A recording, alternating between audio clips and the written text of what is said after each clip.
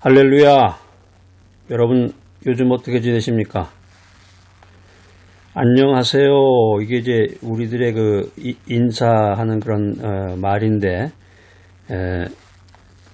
요즘 이제 세상이 힘들고 어렵고 모두가 지친 가운데서 인생이라는 게 과연 뭐냐? 인생이라는 것이 무엇이냐? 인생이 참 덧없이 지나가는 것인데, 참 인생이라는 것이 허무하구나 이런 생각을 하면서 우리가 전도서를 가까이 하게 됩니다. 전도서를 저술했던 이 솔로몬은 최고의 선을 추구하면서 모든 인간의 지식을 갖추고 재물을 모았지만 모든 향락을 다 누려보았지만 이 모든 것이 헛되구나 하는 것을 성경을 통해서 기록하고 있습니다. 전도서 1장 2절에 보면 이런 말씀 있죠.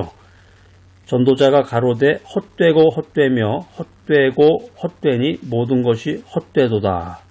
헛되고 헛되며 헛되고 헛되니 모든 것이 헛되도다. 이 헛되다는 말을 계속 반복하면서 인생의 모든 것이 헛되다 이런 말씀을 솔로몬이 남겼는데, 자 여러분, 우리 이 허무한 인생을 살아가는 가운데서 재미있는 이야기 하나 먼저 여러분에게 들려드리고자 합니다. 쿠바 섬에, 쿠바 여러분 아시죠? 쿠바 섬 해변에 그 오막사리에 호라비 어부가 하나 살고 있었습니다. 호라비 어부가 살고 있었는데 이 산티아고라는 노인이었습니다.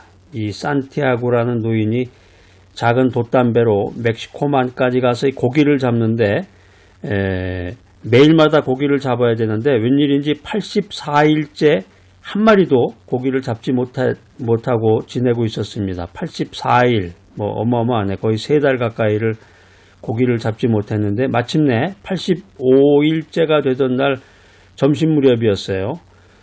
돛새치 한 마리가 낚싯대에 걸립니다. 이야. 그런데 이게 너무나 커서, 이 돛새치가 너무나도 커서 노인이 힘에 딸려가지고 힘에 붙여서 그냥 이리저리 끌려다니게 됩니다. 그 다음 날이 됐는데 이튿날도 이 돛새치의 힘이 약해지지 않고 이윽고 노인은 고등어와 생고기를 먹으면서 이 돛새치와 고독한 투쟁을 계속 이어나갔습니다. 자, 여러분 머릿속에 그 장면을 한번 상상해 보세요. 외로운 바다에는 황혼이 나래를 펴고 이윽고 달이 떠올랐습니다. 참 외로운 가운데서 고독한 투쟁을 하고 있는 노인의 모습인데, 달이 환히 비추자 이 노인의 외로움은 사라졌지만 너무나 몸이 지쳐서 꾸벅꾸벅 졸고 말았습니다. 노인은 사자 꿈을 꾸었습니다. 3일째 해가 떠올랐습니다. 노인은 너무너무나 지쳤습니다. 극도로 지쳤습니다. 그런데 다행스럽게도 이 돛새치가 쇠진해서 가끔 수면 위로 떠오르면서 이 거대한 몸체를 드러내는 거예요. 노인은 이때를 놓치지 않고 이 돛새치의 옆구리에 작사를 촥 하니 꽂았습니다.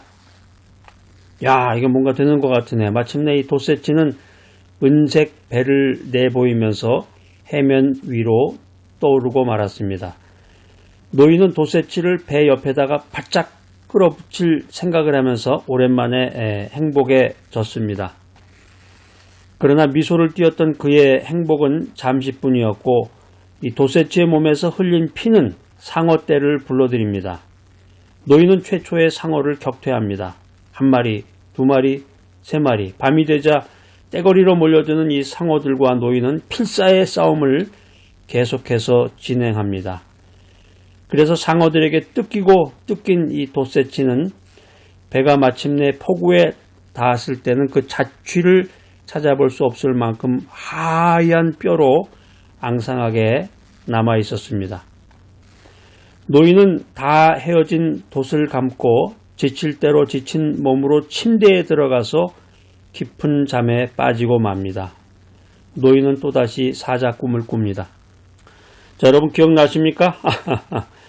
해밍웨이의 세계적인 명작 노인과 바다에 나오는 그런 한 스토리였는데, 자, 이거 어렸을 때, 젊었을 때 읽었던 기억이 납니다. 영화로도 나왔는데, 참 인생이라는 것이 허무하구나. 인생의 허무를 전율처럼 느끼게 해주는 이 해밍웨이의 노인과 바다. 85일이라는 이 긴 기다림과 인내 끝에 남은 결과는 뼈다구 생선의 뼈뿐이었다. 이게 우리 모두 인생에 있어서 잠시 누리는 영광과 성공이 허상에 불과한 것이구나. 이것을 우리들에게 읽는 사람, 듣는 사람으로 하여금 깨닫게 해주는 아주 귀한 교훈이 담긴 이야기입니다. 사도 바울이 로마서 8장 20절에 이 세상의 모든 피조물이 허무한데 굴복하였다. 이런 말을 남겼습니다. 이 말을 다른 각도에서 우리가 살펴보면 이 부패한 세상은 인간에게 실질적으로 아무런 유익을 줄 수 없구나. 이런 교훈을 받게 됩니다. 그러니까 하나님을 떠난 이 세속적인 수고가 인간의 생사를 해결하거나 영혼을 구원해 줄 수 없다. 이것을 우리가 알게 되는데, 열심히는 일했는데, 열심히 일하고 열심히 살았고 젊었을 때 수고했는데 나이 들어서 생각해 보니까 아무것도 남는 게 없구나.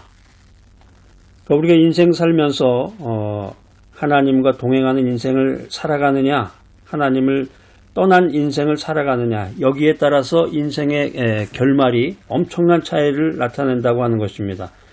하나님을 떠난 수고는, 하나님을 떠난 인간의 수고는 인간의 생사 문제를 해결해 주거나 영혼을 구원해 줄 수 없다 하는 것이 오늘 이 진리의 메시지입니다. 여러분, 오늘도 말씀 중심으로 살아가십니까?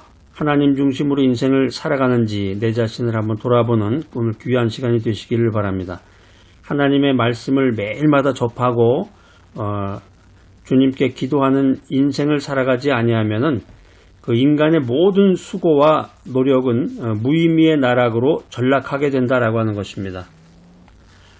그런데 인생이라고 하는 것이 아이러니한데, 웃긴다고 한 표현을 할까요? 하나님을 떠난 사람은, 하나님을 떠나서 인생을 살아가는 사람은 자신의 노력과 수고를 통해서 안위와 자족을 얻으려고 애를 쓴다라고 하는 것입니다. 더 나아가서 자신의 업적이라든가 공로를 통해서 인생의 근본 문제와 영혼의 구원 문제를 해결받으려고 한다라고 하는 것입니다. 높은 학력을 가지고 있다. 아파트가 몇 채다. 화려하게 인생을 살아간다. 외제차를, 나이가 들었는데도 불구하고 외제차를 몰고 해외여행을 다닌다. 나 봐라.